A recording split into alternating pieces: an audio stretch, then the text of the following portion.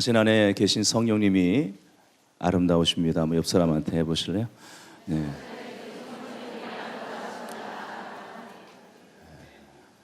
이야기 하나 해드리고 시작하겠습니다. 어떤 장로님이 천국에 가셨답니다. 가셔서 이렇게 봤더니 자기가 심호하던 그 교회 성도가 큰 집에서 권세를 누리며 살고 있더래요. 그래서 기대를 했답니다. 우리 교회 성도가 저 정도면 나는 집이 얼마나 클까? 예. 그랬더니 베드로가 나타나더니 뭐 이렇게 집으로 안내하는 게 아니라 갑자기 짜장면 한 그릇을 던져주고 가더래요. 그래서 가는 그 발걸음을 붙잡으면서 아니 왜 나는 짜장면 한 그릇밖에 안 주냐? 그랬더니 너네 담임 목사는 배달 나갔어? 그러더래요.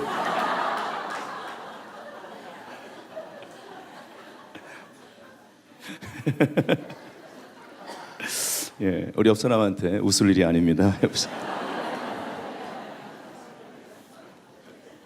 우리는 이 하나님 나라를 완성해가는 신학적으로 already야 이미와 not yet 아직의 긴장 사이에서 개인이 그러한 성화의 과정을 통해 영화에 이르기까지 그리고 교회가 승리하는 교회 영광스러운 교회로 하나님 나라를 완성해가는 데 있어서 이러한 희년의 시대 또 교회 시대 성령의 시대 그리고 또 하나 베드로가 서신을 통해 봐도 그렇고 많은 요한도 그랬고 다 자기 시대를 마지막 때라고 했습니다.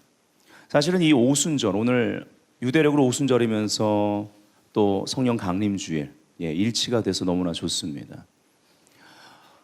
이 이스라엘의 실질적으로 오순절 절기가 이제 오면 그 이후에는 그때부터 시작을 해서 여름의 시즌이 들어갑니다. 여름이란 뜻은 히브리 말로 여름은 끝입니다. 무슨 말이냐? 성령이 강림하신 이후 교회 시대는요 사실은 마지막 때입니다. 그래서 우리는 날마다 바울이 고백했던 것처럼 나는 날마다 죽노라 즉 십자가와 부활을 날마다 경험하면서 내 생명이 아니라 내 안에 계신 그리스도의 생명을 살아내는 것입니다. 아멘. 그래서 날마다 우리는 이 희년의 시대에 성령과 함께 동행하고 동역하면서 이 땅 가운데 내 나라가 아니라 세상 나라가 아닌 하나님의 나라가 임하고 그 하나님의 나라가 우리 가정에 하나님의 다스림으로 우리 특별히 다음 세대를 하나님이 다스려 주시고 통치하시고 저들의 삶을 주관하시도록 가정에서부터 시작하여 또 도시마다 있는 교회들이 하나님 나라가 이 땅 가운데 이 도시 가운데 임하는 데 있어서 그 상륙 지점을 만들어 드려야 된다라는 거죠. 아멘. 그래서 오순절의 의미는 너무나 중요한 것입니다. 인류 역사 가운데 가장 큰 분기점이 된 그러한 교회 시대의 시작이 된 거죠. 본격적으로 구약에 나와 있는 이 메시아의 초림으로 말미암아 구약에 나와 있는 많은 예언들이 성취되지만 본격적으로 이 모든 예언서에 있는 말씀들이 성취되기 시작하는 것 그리고 이것을 청취해 나가시는 성령의 역사가 교회를 통하여 그리스도인들을 통하여 역사됐습니다. 이런 언약과 하나님의 나라, 언약 하나님의 나라 그리고 또 중요한 단어가 있다면 성경 전반적으로 안식이라는 단어죠. 그렇죠? 이 안식의 모습은 우리 삶 가운데 어떻게 나타날까요? 아직 설교 들어가진 않았지만 그냥 이러다 들어가겠습니다. 그리스도인이 그리스도인답게 살 때 안식의 모습이 우리를 통해 나타납니다. 그리스도인이 그리스도인답게 살려면 아버지는 아버지의 모습이 나와야 됩니다. 성경적인 아버지상 그리고 성경적인 남편으로 변화되어 가야 되는 거죠. 저나 여러분 모두가 완벽할 수는 없습니다. 그러나 하나님 말씀 앞에 완벽하려고 하기보다는 정직하게 날마다 우리가 살아간다면 시간차는 있어도 성경적인 남편으로 성경적인 아버지로 왜 남자만 얘기해? 성경적인 아내로 그리고 성경적인 어머니로 그리고 성경적인 그러한 자녀 부모를 공경할 줄 알고 부모 권위에 순복할 줄 아는 그러한 은혜를 아는 자녀로 변화되어 가는 것입니다. 절기 자체가 중요한 것이 아니죠. 예. 그러나 이러한 시즌마다 그 의미, 성경적인 의미를 복음적으로 우리가 우리의 삶에 적용함으로 말미암아 작년보단 올해가, 지난달보다는 이번 달이, 어제보단 오늘이 우리 안에 계신 성령님의 실제를 우리가 받아들이고 인정하고 체험함으로 말미암아 변화되어 가는 그러한 성도들이 돼야 된다라는 거죠. 아멘. 예, 목사는 목사다워야 되고 성도는 성도다워야 되고 우리 모두 그리스도인다운 그러한 안식의 모습을 세상 가운데 보여줘야 되겠습니다. 예, 제가 지난번에도 말씀드렸지만 이제 2009년 지나가면서 이런 많은 사람들이, 전문가들이 경제 위기를 예고합니다. 이러한 때일수록 우리는 정말 예수 믿는 사람들이 어떤 사람들인지 우리 안에서 초자연적으로 솟아나는 그 생명의 역사를 따라 기쁨과 세상이 그 무엇도 흔들 수 없는 염려가 왜 없겠어요? 그러나 늘 우리가 아무것도 염려하지 말고 감사함으로, 오직 기도와 간구로 하나님께 아뢰라는 그 말씀을 믿기 때문에, 그것이 우리에게 진리이기 때문에 세상의 어떤 체계에도 흔들리지 않는 내 생각 가운데 있는 가치관이기 때문에 감사하는 모습 보여주고 우리 생각과 마음을 지키시는 그 평강, 샬롬을 세상 가운데 드러내야 되지 않겠습니까? 우리는 살아가면서 우리의 삶을 통해서 너무나 할 것들이 많은 사람들입니다. 그냥 살아있는 것 자체가, 숨 쉬는 것 자체가, 우리의 모든 선택 하나, 모든 것들이 다 하나님의 선하시고 기뻐하시고 온전하신 뜻 가운데 드려진 자로서 세상 사람들한테 분명하게 하나님의 살아계심을 보여야 되는 그러한 과제와 특권을 가지고 있다라는 것이죠. 아멘. 자, 2019년 벌써 이제 거의 절반을 다 우리가 살았습니다. 2020년부터 30년까지 이 10년이 너무나 중요하다. 그리고 지금 저희가 이번에 그 스프링 볼드라는 키워드를 기도하다가 주셨어요. 그래서 스프링 볼드, 우리의 스프링 볼드는 예수 그리스도 안입니다. In Christ. 그래서 빌립보 4장 13절을 주제로 해서 내게 능력 주시는 자 안에서라는 타이틀로 이번에 정규 여름 캠프를 가지게 됩니다.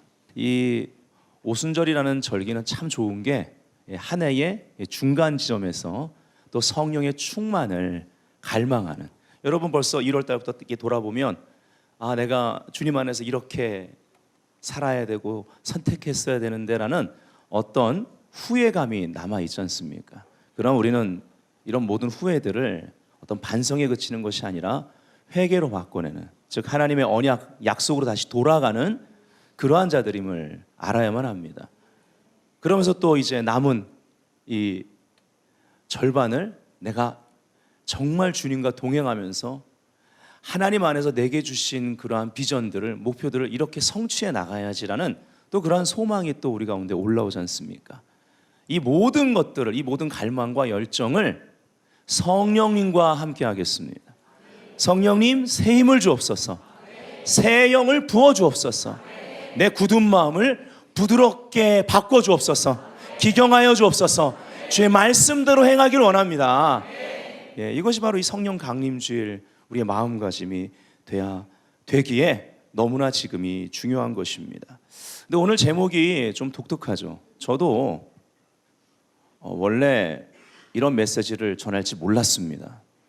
50일을 저희가 함께 원래 하던 큐티가 있는데 그 큐티를 이 기간 6월절부터 오순절까지를 연결하면서 초실절 날 주님 부활하셨는데 초실절부터 오메르를 계수하는 그것을 우리가 신약적으로 적용해서 50일 말씀 묵상을 전교인이 특별하게 구별해서 해왔습니다. 그것이 오늘 이제 77이 49에서 그 다음 날인 50일째 이제 오순절이면서 성령 강림 주일이거든요.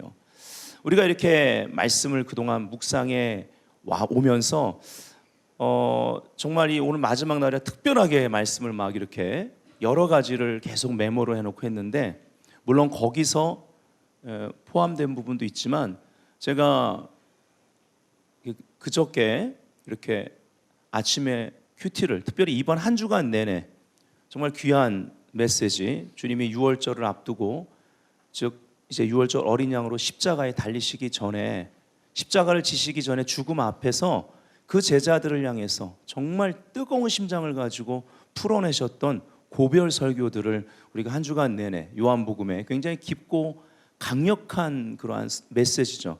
그걸 우리가 함께 이번 주 내내 묵상을 했습니다. 저도 묵상을 하면서 굉장히 큰 은혜를 받았어요. 그러다가 그저께 우리가 함께 본문으로 봤던 그 빌라도와의 대화 가운데 나오는 그 빌라도의 질문들을 통해서 정말 이번 오순절 때 어떠한 메시지를 전해야 되는가를 이렇게 깨닫게 됐습니다. 그래서 오순절 메시지인데 제목은 빌라도의 질문입니다. 좀 독특하죠? 네. 저희가 이 50일 동안 이제 말씀을 묵상하는데 6월절부터 오순절을 이러한 말씀으로 우리가 연결시키는 것입니다. 6월절이 예수님 십자가에서 죽으셨습니다. 6월절 절기 때 히브리인들은 아가서를 읽는다고 말씀드렸는데 또 하나님의 은혜로 우리가 지금 매주 금요일마다 아가서 강해를 하면서 은혜를 받고 있습니다. 신부의 영성으로 깨어나고 있죠. 그리고 오순절 때는 룻기서를 히브리인들은 읽습니다. 룻기서의 핵심은요, 핵심 단어가 있다면 안식과 구속입니다. 이 두 단어를 기억하고 룻기서를 보셔야 돼요. 읽는데 어렵지 않습니다. 짧습니다. 이번 주 금요일 우리가 이제 그 7749의 7번째 금요 예배 귀한 강사님 모시고 우리가 오순절 특강을 들었습니다. 설마 했는데 룻기서를 1장부터 4장까지 다 읽으면서 전체를 다 이렇게 띄워주셔서 너무 좋았는데 특별히 여러 가지 다뤘지만 룻기서를 통해서 교통의 영이신, 코이노니아의 영이신 성령님 안에서 사는 것이 무엇을 의미하는지를 볼 수 있었습니다. 저는 오늘 진리의 영이 되시는 진리의 영이신 성령님과 동행하는 삶에 대해서 다루게 될 것입니다. 그리고 또 이번 주 금요일 날 중요한 거 있었죠. 바로 언약 백성이 사는 방식인 행하겠습니다입니다. 행함 있는 믿음에 대해서 도전을 받았습니다. 이것이 아브라함의 믿음의 모습 아니겠습니까? 이번에 참 재밌는 그러한 메시지들을 또 들었는데 혹시 이 중에 고부간때 갈등이 있거나 그리고 또 이 나라의 또 노사 문제 해결점 오직 교통의 영이신 성령이 임하시면 된다라는 것 궁금하시면 이제 이번 주 말씀이 올라갈 테니까 말씀을 꼭 보시면 되겠습니다. 좀 아쉬웠던 것은 룻기서 4장을 시간이 없는 관계로 다 다루지 못하고 거의 다루지 못하고 끝난 것 같습니다. 이 4장에서 가장 중요한 것이 있다면 룻기는 사사기와 사무엘상 사이에 그냥 끼어 있는 책이 아니라는 거죠. 이 신약 시대를 사는 우리들에게도 중요하고 또 하나님에게도 중요해서 하나님 마음에 합한 사람이었고 또 유대인들에게도 가장 중요한 왕인 다윗 왕의 계보가 거기 나옵니다. 거기서 시작돼요. 즉 성경에서 다윗이란 단어를 하나님이 어디에 제일 먼저 집어넣으셨냐면 룻기서 마지막 부분에 집어넣으면서 이 짧은 책 안에 바로 이 메시아 왕국의 구속사적인 흐름이 거기서부터 열리도록 거기다가 집어넣어 놓으셨다라는 것입니다. 근데 이 유대인들이 왜 오순절에 이 룻기서를 읽을까요? 물론 하나님이 하게 하신 것입니다. 말씀을 맡은 자들로서 열심히 그 의미의 핵심인 메시아를 아직도 보지 못함에도 불구하고 열심히 그것을 이행하고 있는 거죠. 여기 룻기서에 보면 가장 중요한 장면들이요, 바로 오순절 절기 시즌에 일어난 걸 볼 수가 있습니다. 뭘까요? 두 주인공이 만납니다. 룻과 보아스가 만나고 그 배경이 뭐예요? 추수 필드라는 것. 이것은 오늘날 사도행전적인 그런 관점으로 볼 때 이 안에 많은 하나님의 메시지들이 있습니다. 룻은 이방인 교회를 상징합니다.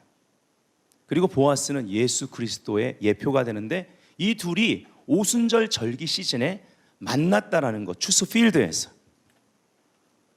신앙 안에서 그냥 교회로 도피하는 것, 어떤 바르지 못한 종말론 가운데 세상을 도피하는 것, 이것이 아닙니다. 추수 필드에서 만나는 것입니다. 그리고 이 연결점에 누가 있었습니까? 이스라엘을 상징하는 나오미, 기쁨, 즐거움이라는 뜻이에요. 나오미가 나옵니다. 나오미가 이제 룻기서 1장에 보면 흉년을 맞이해서 베들레헴을 떠납니다. 그리고 다 잃어버렸습니다. 예, 자식들 다 죽고 며느리들만, 여자들만 남았어. 예, 비참하죠. 그 당시는 여자들만 남는다는 것은요, 인생의 소망이 다 끊어진 것입니다. 그리고 이제 풍년의 소식을 듣고 다시 베들레헴으로, 떡의 집이죠, 돌아옵니다. 그때 룻이 시어머니의 하나님을 섬기겠다고 결단하고 시어머니를 섬기기로 따라옵니다. 예, 붙조자라는 단어가 나오죠. 예, 시어머니를 따라옵니다. 그 역사의 중심에 이제 이 룻기서를 보면 메시아를 예표하는 보아스를 통해서 원유맨의 비전이, 그 그림이 나옵니다. 바로 룻과 이방인 교회를 상징하는 룻과 이스라엘을 상징하는 나오미가 원유맨을, 한 세 사람을 이루게 되는 것입니다. 교회에 의존함으로 말미암아 이스라엘에 회복을 주신다라는 그림을 볼 수 있습니다. 실질적으로 여러분 기독교 역사를 보면 기독교의 역사 가운데 부흥과 추수가 있을 때마다 하나님은 이스라엘에 놀라운 일을 행하셨습니다. 우리가 부인할 수 없는 사실은 에베소서에 나오는 그 한 세 사람의 역사를, 그들이 그리스도의 그러한 십자가를 부인하고 메시아를 부인하고 있음에도 불구하고 하나님이 선택했고 복음을 거기서 시작하셨기 때문에 이것이 열방을 돌아 다시 그 이스라엘에, 예루살렘에 그 복음이 들어갈 때까지 하나님은요, 이 한 세 사람의 그 비전 안에서 역사를 이끌어 가신다라는 것입니다. 이것이 바른 성경적인 세계관이고 구속사적인 세계관의 관점이라는 것을 우리는 알아야만 합니다. 우리에게 능력을 주시는 예수 그리스도 안에서 이 모든 것들을 친히 행하시는 분이 바로 전능하신 하나님이십니다. 바로 여기 보아스라는 이름도 능력을 주는 자라는 뜻입니다. 그래서 룻기서 4장 16절 17절에 보면요, 룻기의 결론 부분에 나오미가 아기를 받아 품에 품고 그의 양육자가 되니 그의 이웃 여인들이 그에게 이름을 지어주되 나오미에게 아들이 태어났다 하여 그의 이름을 오벳이라 하였는데 그는 다윗의 아버지인 이새의 아버지였더라. 예, 놀라운 구절이 나옵니다. 근데 여기서 짚고 넘어가야 될 것이 나오미가 아기를 받아서 품에 품고 그의 양육자가 됐다. 양육자. 이것이 마지막 때 일입니다. 지금 그 일이 막 계속 매해마다 가속화되고 있습니다. 예수를 믿는 그 유대인들이 늘어나고 있습니다.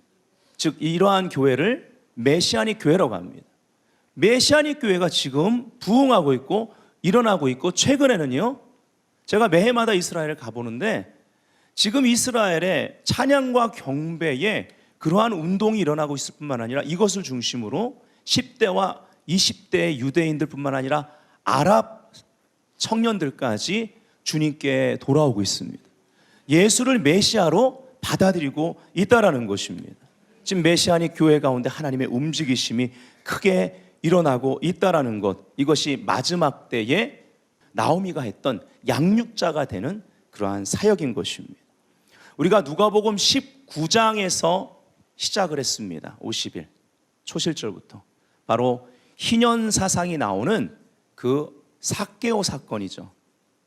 여기서 누가는 이어서 이제 이 희년이 본격적으로 시작되는 성령 시대, 교회 시대인 사도행전을 이어서 기록합니다. 그리고 19에서 시작해서 우리는 요한복음 19장에서 이제 오늘 50일째 여기서 마치게 됩니다. 여러분이 그 큐티를 하고 오셨다면 십자가상에서 오늘 오순절 우리의 말씀 묵상, 50일째 말씀 묵상이 마무리가 됩니다. 내가 목마르다 하셨죠. 그리고 다 이루었다 하셨습니다. 그 십자가의 위치에서 우리는 지금 성령 강림주의를 맡고 있는 것입니다. 충분히 의미가 있습니다. 왜일까요? 모든 것이 여기서 끝났고 새롭게 시작됐기 때문입니다. 우리가 성령님과 함께 할 수 있는 근거는 바로 여기에 있습니다. 아까 시작할 때 말씀드렸던 행하겠습니다. 이것이 믿음이라는 거죠. 행함 있는 믿음. 그 행함의 근거가 뭡니까? 예수님께서 십자가에서 다 이루셨다 하셨기 때문입니다. 예수님이 십자가에 성경에 나온 제3시, 즉 오전 9시에 십자가에 달리신 것으로 기록되어 있습니다. 성령님은 언제 임하셨습니까? 성령 강림 사건. 정확히 9시다는 아니다 할지라도 성령이 임하시고 그들이 나와서 각 나라 방언으로 말하고 그리고 베드로가 설교를 할 때 사람들은요, 그들이 뛰쳐나와서 각 나라 방언으로 하고 하는 모습을 보고 저들이 새로 나온 술에 취했나 보다 할 정도로 그들은 흥분되어 있었고 정상적인 모습은 아니었습니다. 자기의 성격, 자기의 상황, 집안 처지, 배경, 시대적인 그러한 압박, 자기들이 섬겼던 예수는 유대인들에게, 자기 종족들에게 종교 집단이죠. 이단자였습니다. 그리고 십자가에서 죽었습니다. 그리고 부활했는데 그들은 부활을 인정하지 않습니다. 사실은 굉장히 위험한 상황에 그 센터인 예루살렘에 그들이 있는 것입니다. 그런데 두려움이 없었습니다. 염려는 찾아볼 수 없었습니다. 이것이 성령 충만의 결과입니다. 밖에서 시작되는 게 아닙니다. 성령이 우리 안에서 이 일을 하십니다. 이 일이 오늘 우리 안에서부터 일어나야만 합니다. 아멘. 근데 그 모습이 술 취한 것 같다 이거예요. 그때 베드로가 얘기합니다. 지금 제 30밖에 안 됐어. 오전 9시밖에 안 됐다.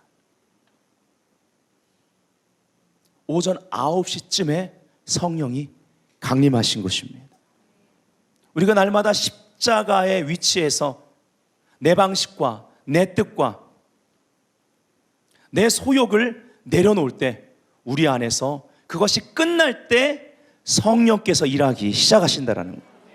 이제 내일 여러분 출근하시기 전이든 출근하셨어든 여러분들이 내일 이제 우리가 50일 말씀 묵상은 끝났지만 원래 묵상하는 그 순서대로 큐티를 하신다면 이제 내일은 부활의 아침입니다. 예수 그리스도의 그 멍에를 메고 새롭게 시작하시는 거예요.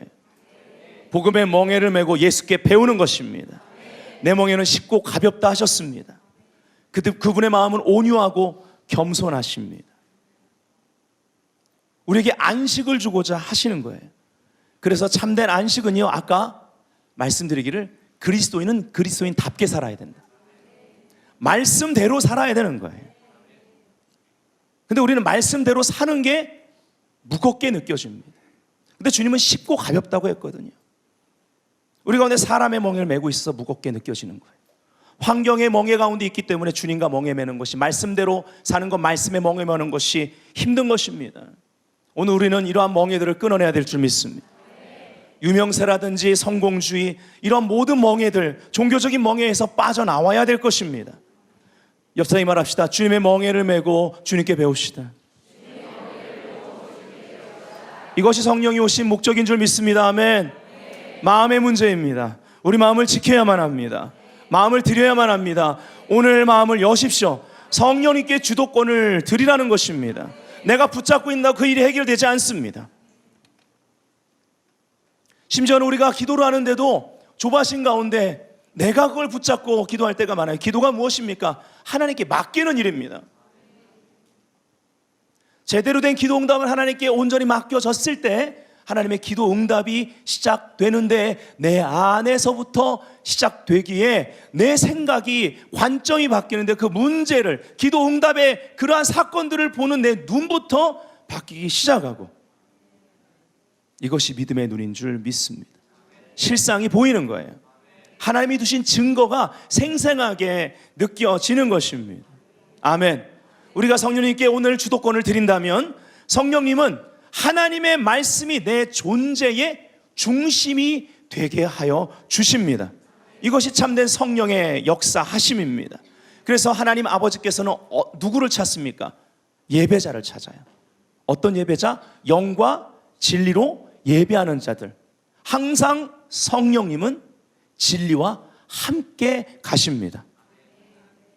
예수님 말씀하셨습니다. 보혜사 성령이 오시면 모든 진리 가운데로 너희를 이끄실 것이다. 진리의 영이십니다. 라이라란트 본캐 목사님 글입니다. 시작. 말씀이 없으면 성령께서 거의 역사하지 않으신다는 사실을 우리는 깨달아야 한다.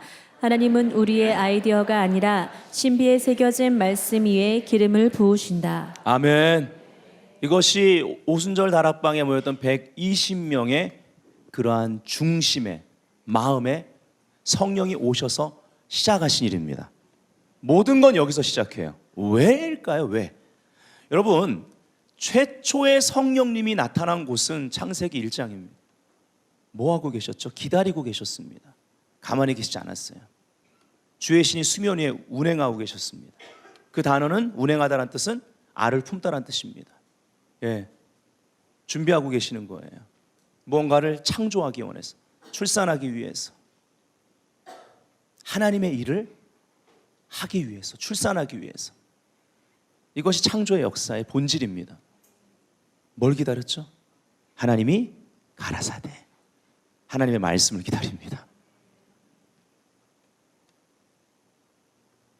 우리가 무엇을 기다리고 기대하고 기도할 수 있습니다. 근데 하나님은 그런 우리들을 향해서 뭘 기다릴까요? 우리 가운데 진정으로 무엇이 필요한지 하나님이 더 잘 아십니다.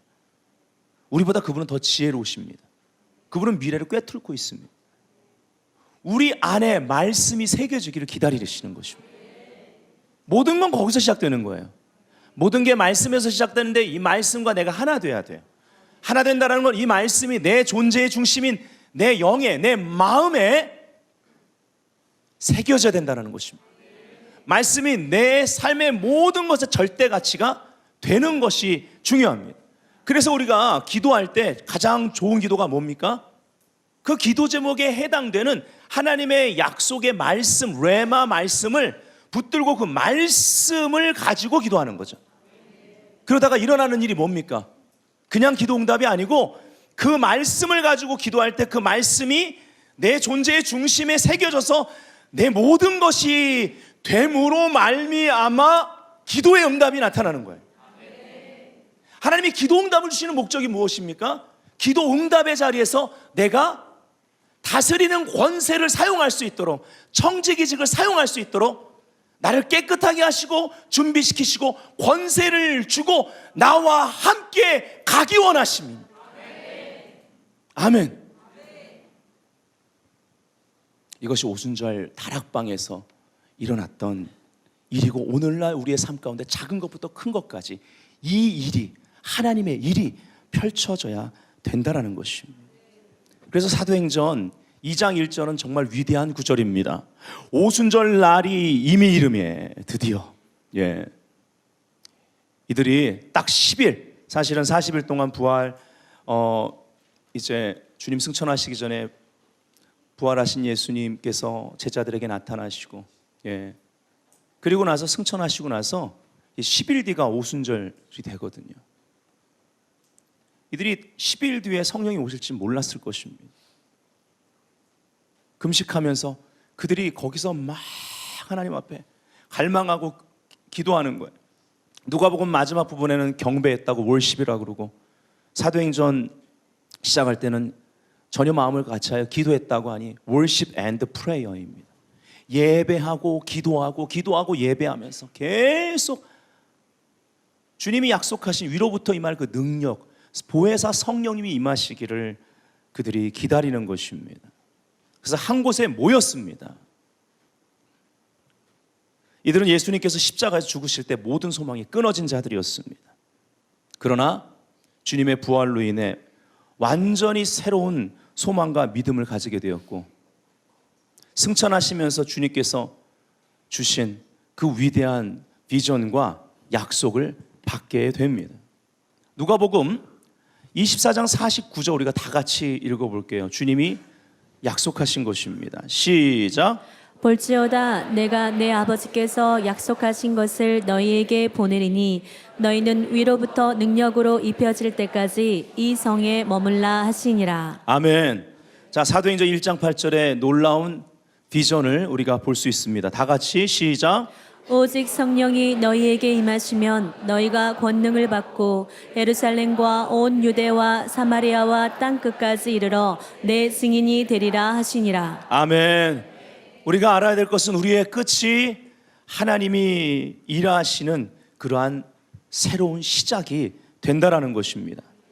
이때 우리가 하나님을 찾는다면, 많은 사람들이 어떠한 세상의 위기를 볼 때 좌절하게 되고 다 끝났다고 말할 것입니다. 근데 믿는 자들은 그러한 시간에 하나님의 안식 가운데 들어가기를 힘쓸지니. 아멘. 하나님을 찾는 것입니다. 그때 성령님이 그들을 통해서 일하기 시작하시는 거예요. 자, 여기서 질문이 있습니다. 이 오순절 절기에 이 질문은 우리 스스로에게 할 수 있어야 됩니다. 우리는 다 그 다음 단계로 나아가길 원해요. 새로운 전진을 원합니다. 근데 내가 원하는 다음 단계인가?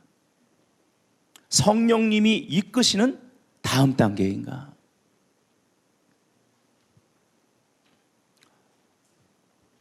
우리가 오순절의 기원을 잠깐 짚고 넘어가겠습니다. 출애굽기 19장입니다.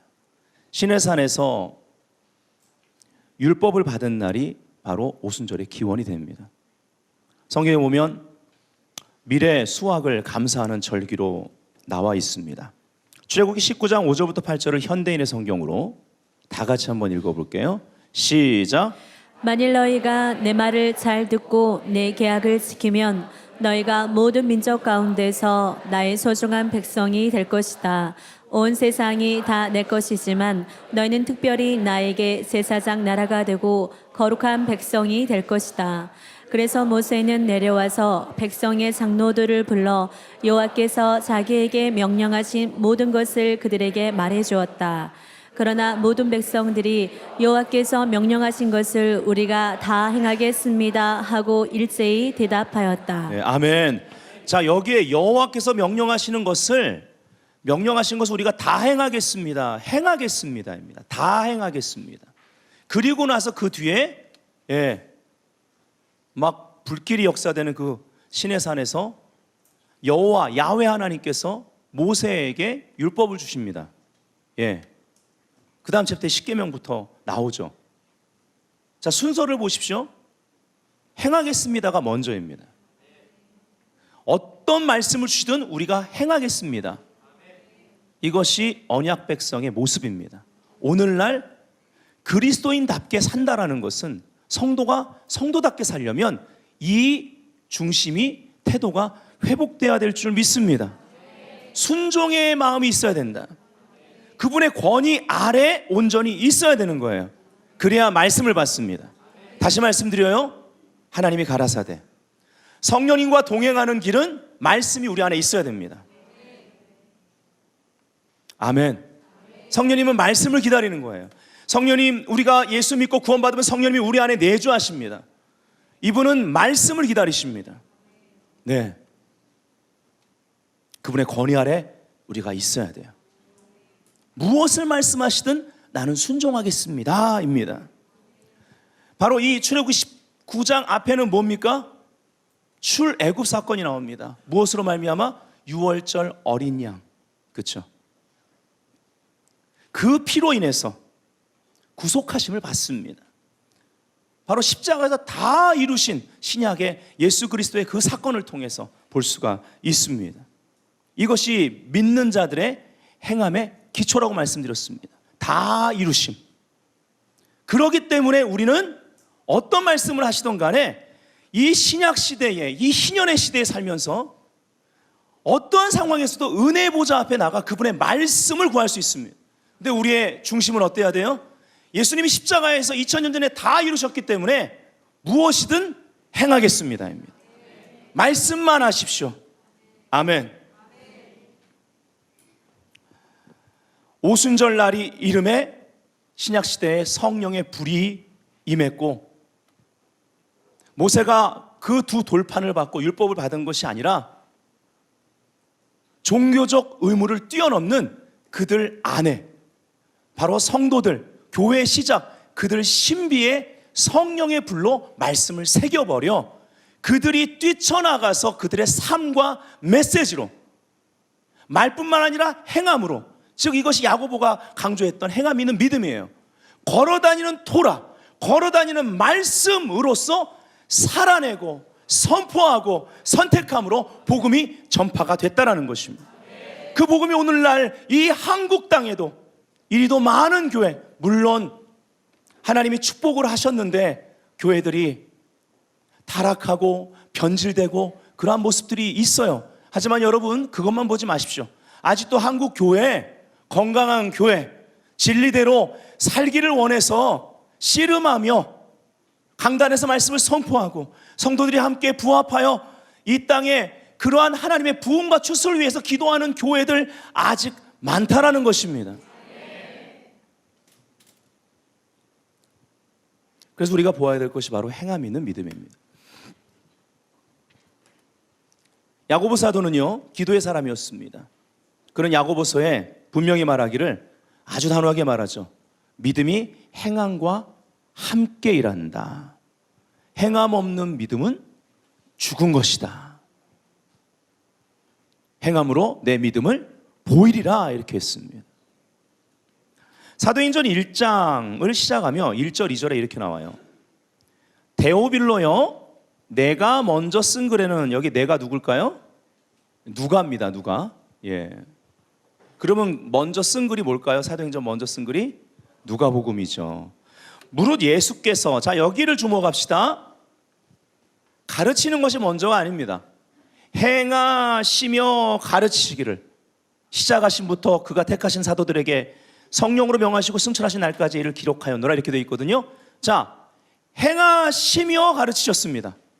함께 가는데 행하시며가 앞에 나와요. 예수님은 행함이 가르침보다 앞서셨습니다. 먼저 본을 보이셨습니다. 제가 이걸 전하면서도 제 마음 안에 이 부분을 보고 또 부끄러운 거예요. 부족한 거예요. 여러분은 어떠십니까? 하지만 우리는 이러할 때 무엇을 선택합니까? 선악을 알게 하는 지식나무가 아니라 생명나무를 선택합니다. 그게 지혜죠. 잠언서에 보면. 어떻게 선택하는 거죠? 그래서 성령님, 보혜사 성령님 도와주세요. 성령님을 갈망합니다. 내게 능력 주시는 자 안에서 내가 모든 것을 할 수 있습니다. 이게 뭐예요? 행하겠습니다입니다. 무엇을 말씀하시든 지금 내게 능력 주시는 자 안에서 성령님 나와 함께 하시니, 내 안에 계시니 나는 행하겠습니다. 여러분, 전 세계 3대 갑부 중에 하나가 여러분 아부지라고 생각해 보세요. 뭘 못하겠어요, 뭘. 얼마 전에 뭐 랭킹 이거 하는 거 보니까 세상에 그 녀석이 3위인가 4위밖에 안 되더라고요. 그러니까 1위는 오직하겠어요. 뭐 돈이 많아서 행복한 사람 랭킹 해가지고 이 꼬마 녀석인데 아버지가 뭐 어마어마한 부자예요. 그래가지고 그 집안에 동물원이 있어요. 몇백 마리, 뭐 사자, 표범, 뭐 없는 게 없어요. 그러니까 어떤 애냐면 아빠 TV 보다가 동화책 보다가 아빠 저거, 그럼 아빠 그냥 사와.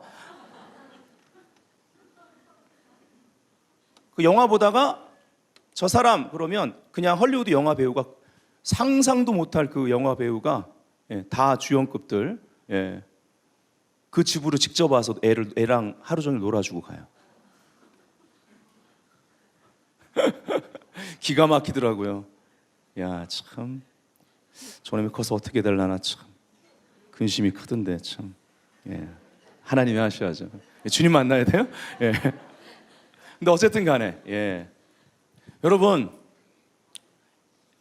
이런 아버지가 여러분의 아버지라고 생각해 보세요. 행하겠습니다. 못하겠어요? 그냥 제가 그냥 이해되게끔 말씀드리는 겁니다. 아버지 저거, 그 갑자기 호랑이 사오고 아버지 저거 오니까 갑자기 악어 사오고 예. 뭐 예를 들면 어벤져스보다 아버지 헐크 그럼 헐크가 와 있고, 아버지 그러면 아이언맨이 와 있고, 예, 뭐 이런 거예요. 얘의 삶의 수준은. 예. 십자가에서 다 이루셨습니다. 행하겠습니다. 저는 나이키 회사가 좀 반기독교적이라 안 좋아하지만, 예, 그건 참 잘 썼어요. 선전에 Just do it. 예. 예수님은 도덕적 생활뿐만 아니라 모든 것을 성령의 권능으로 행하신 것입니다. 어떤 삶일까요? 창세기 1장을 자꾸 여러분 생각하셔야 돼요. 즉 예수님이 가는 곳마다 행하겠습니다의 믿음이시기 때문에, 그리고 이 믿음은 항상 성령과 동역하기 때문에 가는 곳마다 주의 신이 운행하는 거예요. 그래서 그분의 말에 권세가 있는 것입니다. 이것이 행하시면서 가르쳤다라는 그 안에 들어가 있는 성령의 역사입니다. 아멘. 마가복음 16장 20절에 제자들이 나가 두루 전파할세, 이건 뭐예요? 행했다라는 것이죠. 주께서 함께 역사하사 그 따르는 표적으로 말씀을 확실히 증언하시니라. 진리가 진리되는 시간입니다. 하나님의 말씀이 진리인 것이 세상에 드러나는 것입니다. 성령님이 이 일을 행하십니다. 하나님이 우리에게 이것을 위해서 권능을 주시고, 그 권능을 따라 말씀을 확증하는 기사 표적을 나타내시고, 이것을 위해서 우리에게 성령의 은사들을 주시는 것입니다. 여기 그 따르는 표적이라고 그랬어요. 그 위에는 어떤 구절들이 나옵니까? 마가복음 그 위에는 믿는 자들에게는 이러한 표적이 따르리니. 그럼 이 믿음이 뭡니까? 행하겠습니다. 행함 있는 믿음입니다. 엠마오로 가는 두 제자 앞에 예수님 살짝 합류하십니다. 그럼 대화하시죠. 이르시되 무슨 일이냐? 이르되 나사렛 예수의 일이니. 예수님인지 못 알아봅니다. 그는 하나님과 모든 백성 앞에서, 여기 뭐라고 되어 있느냐? 말과 일에 능하신 선지자이거늘. 말만 나오지 않습니다. 말과 일에 능하다. 이것이 오늘날 회복되어야 될 교회의 참 모습인 줄 믿습니다. 선지자적인 사역의 참된 열매인 줄 믿습니다. 그래서 사복음서와 사도행전의 결론은요, 무엇이냐? 증인의 삶을 살라라는 것입니다. 이것이 이 오순절 우리가 묵상해야 될, 목표로 삼아야 될 우리 삶의 모습입니다. 우리가 증인되라고 성령이 오신 것입니다. 다른 것을 다 해도 증인이 되지 않으면 우리가 누리는 이러한 영적 풍요들이요, 점점 고인물이 썩듯 흘러가지 않기 때문에 영적 탐닉이 되어버립니다. 여러분, 기독교 시대 가운데 영적 탐닉에 빠진 사람들이 얼마나 하나님 보시기에, 사람이 보기에도 비참한 최후를 맞이했는지. 예.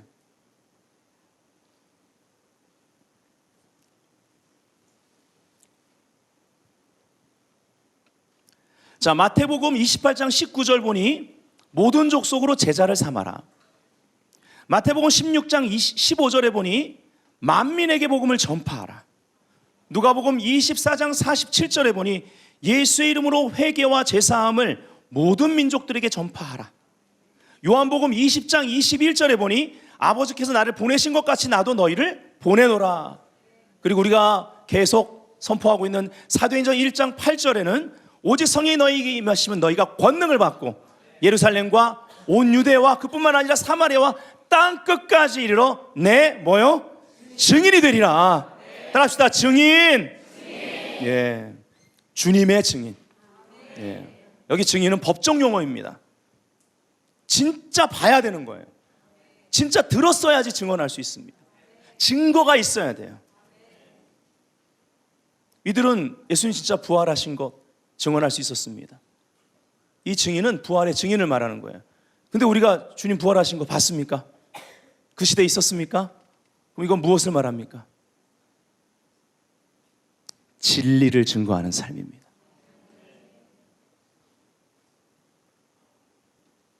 그 증거가 이 하나님의 말씀과 우리 안에 계신 진리의 영이신 성령님. 그러니까 우리가 증인이 되려면 거듭나야 되는 것은 기본인 거예요. 그러면 증인으로 살려면 우리 안에 역사하시는 성령 안에서 내게 주신 영생, 예수님의 생명을 살아야지 내 생명을 사는 한은 증인 될 수가 없는 거예요. 된다고 우기지 마세요. 불가능해요. 하나님의 아들이 생명 주시기까지 그거 아니면 안 됐던 일을 내가 된다고 하지 말란 말이에요. 그런 교만이 어디 있어요? 겸손합시다. 안 돼요, 안 돼. 안 된다니까요. 인생 가운데 안 되는 거 빨리 깨닫는 게 복인 줄 믿습니다. 그럼 하나님의 생명은 돼요. 하나님의 생명이니까.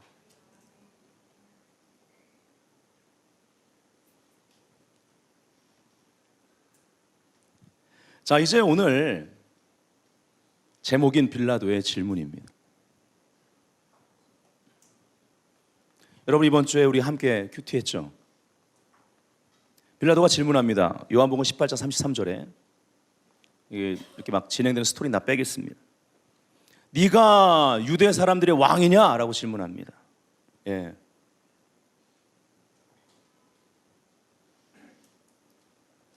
유다 사람들의 왕으로 오신 그러한 메시아의 모습이었다면 가룟 유다가 떠나지 않습니다.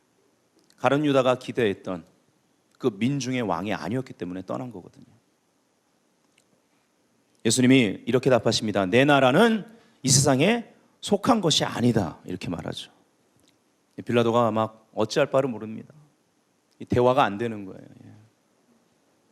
그래서 18장 37절에 그러면 네가 왕이란 말이냐? 이렇게 말합니다. 예. 그때 이렇게 예수님 말씀하십니다. 네 말대로 나는 왕이다. 그리고 뭐라 그래요? 나는 진리를 증거하려고 태어났으며, 예, 우리말 성경으로 지금 보고 있습니다. 진리를 증거하려고 이 세상에 왔다. 그리고 세 번째, 지금 두 가지를 얘기하셨죠? 누구든지 진리에 속한 사람은 내 말을 듣는다. 성경이 믿어지는 겁니다. 그리고 이 믿음이 해가 믿는 믿음으로 나타나는 거예요. 세상에서 말씀 따로 내 삶 따로인 괴리감이 없어지는 것입니다. 이게 하나님 말씀으로, 메시아의 말씀으로 들리는 거예요. 메시아 왕국을 이 땅 가운데 살아내는 것입니다. 하나님 나라 백성, 시민권을 가지고 살아내는 거예요. 자, 이것을 오늘 우리에게 적용해야만 합니다. 그리스도인들은 베드로가 말한 대로 왕 같은 제사장들입니다. 우리도 그리스도 안에서 여기 첫 번째, 진리를 증거하기 위해 거듭났다라는 것을 알아야 합니다. 두 번째, 진리를 증거하기 위해 이 세상에 있는 거예요. 그러니까 어떤 일을 만나든지 세상을 살면서 내 인생의 시즌마다 일어나는 어떤 일들에 대해서 그거 가지고 씨름하지 마시고, 물론 그거 가지고 기도하십시오. 그거 좋은 신앙입니다. 그러나 그 목적과 방향, 이 모든 것에 그 위에 뭘 둬야 됩니까? 이걸 통해서 하나님이 진리를 증거하게 하시겠구나. 나에게 주신 하나님의 말씀이 실제라는 것, 그리고 내가 지금 그 뜻대로 행하는 모든 것이 하나님의 일이라는 것을 알아. 그들이 결국은 하나님을 경외하게 되겠다라는 것을 우리 비전으로 삼아야 된다는 거죠. 그리고 세 번째, 진리에 속한 사람으로 살아가야만 하는 것입니다. 자, 이제 그 다음 질문이 바로 오늘 결정적인 빌라도의 질문이죠. 이것이 오늘 결론과 이어지는 질문입니다. 다 같이 진리가 무엇이냐? 제가 이 질문을 보면서 빌라도한테 은혜를 받은 것이 아니라 이러한 과정에서 빌라도 같은 사람을 통해서도 예수가 왕이심과 그리고 이 예수의 왕되심과 함께 진리가 무엇이냐라는 질문을 오늘날 우리들에게 하시는 그 하나님의 도전을 받을 뿐만 아니라 은혜를 받았기에 오순절 메시지의 제목을 빌라도의 질문이라고 잡은 것입니다. 진리가 무엇이냐? 예수님 뭐라 하셨죠? 답변 안 하셨습니다. 이 부분에 대해서는. 십자가에서 죽으심으로 답하셨습니다. 이것이 행하겠습니다입니다. 예수님의, 우리 구세주, 우리의 주님의 행함의 완성이 십자가였습니다. 그리고 거기서부터는 성령님이 우리를 통해 하나님의 일을 행하십니다. 이것이 진정한 믿음의 시작이고 믿음의 과정이고 믿음의 완성을 우리는 볼 수 있어야 되고, 이것이 믿음의 경주라는 것이죠. 이 십자가의 은혜를 아는 그리스도인은 진리의 대변자로 살아갑니다. 이것이 은혜를 주신 목적이라는 것이죠. 진리를 수호해야만 합니다. 진리를 드러나는 삶을 사는 것이 믿음 생활이고 성령이 우리 안에 거하시는 목적입니다. 오늘날 교회는 이것에 답할 수 있어야 돼요. 진리가 무엇이냐? 세상 지도자가 물어봅니다.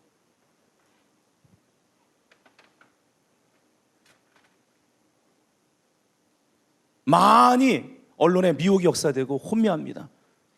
미디어, 혼미합니다. 근데 그 모든 것 가운데 그들도 찾고 있는 거예요. 우린 그 질문을 이 세상 가운데 들어야만 합니다. 옆집 아저씨도 묻고 있습니다. 진리가 무엇이냐? 여러분, 자녀들도, 방황하는 자녀들도 묻고 있습니다. 아버지, 어머니, 진리가 뭐예요? 우리의 답은 뭐여야 됩니까? 십자가로 가셔야 됩니다. 다 이루심 안에서 거기에 다 내려놓고 주님의 멍에를 메고 행하겠습니다. 가셔야 됩니다. 행하겠습니다. 빌라도가 여러분 이번 주에 묵상하신 대로 6월절에 죄수 한 명을 놔주는데 이렇게 말합니다. 유대인의, 너희들의 왕, 유대인의 왕을 내주면 어떠냐? 놓아주면 어떠냐? 그러니까 그 사람이 아니다. 강도인 바라바를 내주라고 말합니다. 바라바랑 메시아를 바꿔버립니다. 진리를 버렸습니다. 여러분, 우리가 알아야 될 것이 있어요. 예수가 왕이 안 되면 우리는 매 순간 진리를 버리고 살아요. 바라바랑 바꿔요. 바라바는요, 바라바스입니다. 이 단어를 좀 제가 이렇게 연구를 해봤어요. 그러니까 이 단어의 기원 중에 아람어 가온이라는 단어가 있어요. 이 단어가 무슨 뜻이냐? 교만, 거만, 부풀림, 이런 뜻이에요. 교만을 선택하고 겸손한 왕을, 그 메시아를 버리는 것입니다. 그리고 그 왕을 죽였습니다. 바로 이 하나님이 어떤 하나님입니까? 야훼입니다.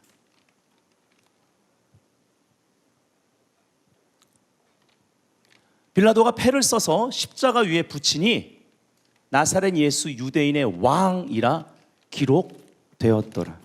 자, 여기 한번 팻말을 보십시오. 히브리 말은 오른쪽부터 왼쪽으로 읽습니다. 저것이 히브리 말로 나사렛 예수 유대인의 왕이에요. 저 문구의 첫 알파벳을 따면 이렇습니다. 요드, 해, 바브, 해. 바로 야훼입니다.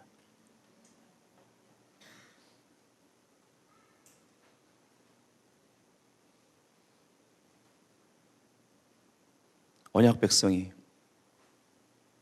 신의 산에서 언약을 주신 분, 언약의 하나님을 버렸고 거절했고 십자가에 못 박았습니다.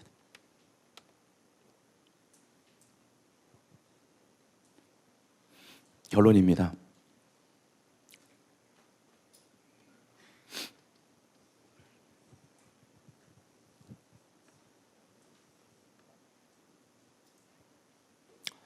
유월절을 앞두고 우리가 같이 고별 설교, 예수님의 고별 설교를 들으면서 은혜를 받았는데 가만히 여러분 묵상하면서 느끼신 것이 있을 거예요. 계속적으로 강조하는 게 뭐죠? 내가 가면 보혜사 성령이 온다라는 것, 그리고요 그분은 진리의 영이라는 것입니다. 너무나 은혜로운 14장, 요한복음 14장에서 근심하지 말라로 시작해서 근심하지 말라로 끝납니다. 포괄용법이에요. 그래서 그 중심에 무엇을 말합니까? 내가 길이고 진리고 생명이다. 그리고 보혜사 성령님에 대해서 말하며 그분은 진리의 영이시다. 또 요한복음 15장에 가면 포도나무 비유를 통해서 열매 맺는 가진 교회에 대해서 말씀하시면서 이어서 요한복음 15장 후반부에 가면 중요한 걸 다뤄요. 우린 열매만 보는데 세상이 우리를 미워하는, 믿는 자들을 미워하는 본질적인 이유를 다루십니다. 세상이 그리스도를 미워하기 때문이라는 거죠.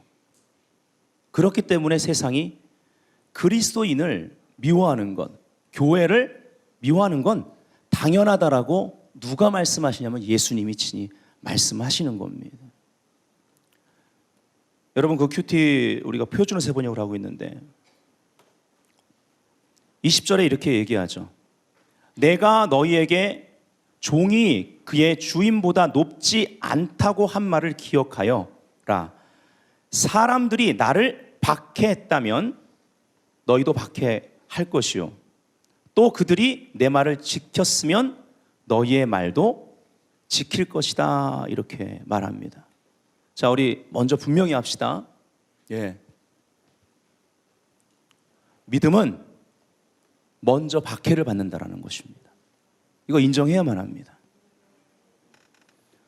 뭐든 다 잘 된다라는 복음은 이미 복음이 아닙니다. 그건 잘못된 복음입니다. 여기서 잘못된 구원론이 나온 거예요. 믿음은 성경 어디를 봐도 항상 먼저 박해를 받습니다. 왜요? 세상이 믿음의 주요 온전케 하시는, 믿음을 시작하시고 그 과정에 함께 하시고 완성하시는 그 메시아를 미워하는 것이 세상이기 때문에 그렇습니다. 그리고 나서 믿음은 먼저 박해를 받는데 그리고 나서 믿음은 세상을 이긴다라는 것이죠. 아멘. 요한복음 16장 33절 우리 다 같이 읽겠습니다. 결론입니다. 시작. 내가 이것을 너희에게 말한 것은 너희가 내 안에서 평화를 얻게 하려는 것이다. 너희는 세상에서 환난을 당할 것이다. 그러나 용기를 내어라. 내가 세상을 이겼다. 아멘. 주님께서 샬롬을 약속하시면서 분명히 말씀하셨습니다. 여기서 가감하지 마세요. 너희는 세상에서 환난을 당할 것이다입니다. 할렐루야. 베델교회는 이런 자리에서 할렐루야 하셔야 돼요. 왜? 성령님 우리 안에 계시기 때문에. 그러나 그 뒤에 뭐라고 그래요? 내가 세상을 이겼다입니다. 이것이 가능하도록 우리에게 성령을 주신 거예요. 그래서 오히려 이 세상에서 환난을 당하거나 어려운 일 있을 때 우리 안에 성령의 역사가 강력하게 역사하는 것입니다. 그분은 진리의 영이십니다. 그것을 통해 진리를 드러내고 그 진리가 이 세상을 다스리게 됩니다. 이것이 기독교입니다. 이것이 교회입니다. 이것이 그리스도인입니다. 할렐루야. 우리 안에 성령님의 계심을 찬양합니다. 그분께 영광을 드립시다. 할렐루야. 할렐루야. 여러분 기독교 역사를 보세요. 핍박이, 박해가 항상 하나님 나라를 확장시켜 나갔습니다. 요한복음 16장에도요 진리의 영이신 성령님에 대해서 얘기합니다. 17장 보통 사도적 기도라고 부르죠. 하나됨과 파송의 그러한 내용이 담겨져 있습니다. 근데 그 하나됨의 중심 17장 잘 읽어보세요. 중심에 뭐가 있습니까? 이거 없으면 안 되는 거예요. 어떤 일치운동도 어떤 화해사역도 아무리 사랑과 구제를 강조해도 그건 좋은 거지만 이게 없으면 안 되는 거예요. 요한복음 17장 똑바로 보세요. 진리가 있습니다. 그리고 파송의 목적이 분명합니다. 진리에 속하여서 진리로 거룩하게 되어 증인되는 것이 요한복음 17장의 핵심이에요. 베델교회는 그러한 진리의 영이 운행하시는 그런 교회로 더 성장하고 더 성숙해지기를 원하는 것입니다. 사도행전 1장 6절부터 8절. 사진 잘 찍었죠? 네. 금요일날 비가 개고 나서 하늘이 파래가지고 얼른 가서 찍었는데, 사도행전 1장 6절부터 8절. 그들이 모였을 때에 예수께서 여쭈어 이르되 주께서 이스라엘 나라를 회복하심이 이때니까. 이들이 이렇게 질문할 수 있습니다. 이들의 관심은 이거예요. 오랫동안 그 메시아 사상, 이걸 기다려왔기 때문입니다. 근데 그들의 세계관이 너무 작아요. 그리고 그 너머를 보지 못합니다. 이르시되 때와 시기는 아버지께서 자기의 권한에 두셨으니 너희가 알 바 아니요. 오늘 우리의 삶에도 적용할 수 있는 거예요. 오직 성령이 너에게 임하시면 이것으로 답하십니다. 그래서 성령 우리 안에 계신 것이 얼마나 놀라운 사실입니다. 우리 팩트 싸움 많이 하잖아요. 그 모든 팩트 싸움을 끝내는 게 우리 안에 성령이 계시더라고요. 나 성령 받았어. 성령 내 안에 계셔. 내주하시. 나는 성령의 인도를 받고 있다. 이게 중요한 거예요. 그 뒤에 보면은 권능을 받고 땅끝까지, 예루살렘에 시작돼서 땅끝까지, 그리고 다시 예루살렘으로 증인되는 것입니다. 예수님은요, 제자들이 기다리고 또 기대했던 그 이스라엘의 회복의 때 순서를 바꾸십니다. 이스라엘에서 복음이 시작됐어요. 그러나 부분적인 회복입니다. 이것이 열방으로 가고 마지막 때 이스라엘로 다시 가고 있습니다. 70년 전에 파괴되어졌던 그 이스라엘, 없어졌던 나라, 없어졌던 언어, 흩어졌던 이스라엘 다시 모이고 있고, 나라가 세워지고 언어가 다시, 매년마다 히브리어가 날이 가면 갈수록 이스라엘 영어보다 히브리 말을 더 많이 씁니다. 뭔 말인지 하나도 모르겠어요. 가보면 공부한 것만 알지 뭐 저도. 근데요, 이것이 마지막 때 중에서도 마지막 때라는 것을 증거하고 있다라는 것입니다. 이스라엘 회복할 때가 언제입니까? 이 질문을 했던 제자들의 생각에 재조정이 필요한 것입니다. 여러분, 커다란 재조정이 이 마지막 때 중에서도 마지막 때, 특별히 2019년 이 트랜지션의 시간에 저는 있다고 느껴집니다. 많은 것들이 바뀌고 있어요. 재조정이 필요합니다. 이 커다란 재조정의 시간에는요, 리셋, 재부팅이 필요합니다. 오늘 이 메시지에 마음을 열어주세요. 시간 조금 지났지만 여러분 지금 마음을 열어주세요. 우리가 리셋하고 다시 기본과 정도로 돌아가 하나님의 뜻, 하나님의 방식과 순서, 하나님의 계획에 재정렬되어야 합니다. 이들도 그랬습니다. 근데 사람의 힘은 안 되거든요. 성령이 오시니까 되는 거예요. 오늘날도 그 대안은 성령님이십니다.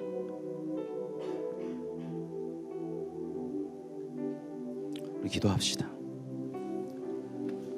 예수 그리스도 안에서 우리는 이 피 언약을 통해 언약 관계 가운데 특별히 거듭나고 우리 안에 성령님이 내주하십니다. 이제 믿습니다는 이퀄 행하겠습니다입니다. 오늘 이 오순절 우리는 도전을 받습니다. 예수의 부활을 본 자들이 500여 명이었는데 120명만 다락방에 모였습니다. 이것이 오늘날 한국교회를 향한 도전입니다. 베델교회를 향한 도전입니다. 여러분은 어디에 속하길 원하십니까?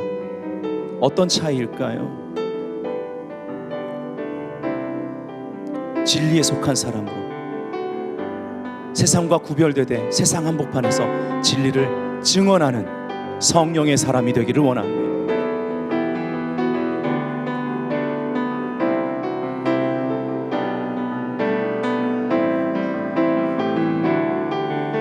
하나님, 이 시간에 오늘 50일째 오순절에 성령 강림주일을 맞이하여 그동안 누가복음 19장부터 요한복음 19장까지 우리가 함께 묵상한 말씀들 우리 마음 안에 있습니다. 성령의 불로 인쳐주시고 우리 마음에 새겨 행하겠습니다의 삶을 살아내어 이 하나님의 말씀 전체가 우리 삶의 생명이 되게 하여 주시고 길이 되고 빛이 되고 이 말씀을 따라 하나님의 성령의 창조적인 역사들이 우리 삶 가운데 계속 증거되게 하여 주옵소서.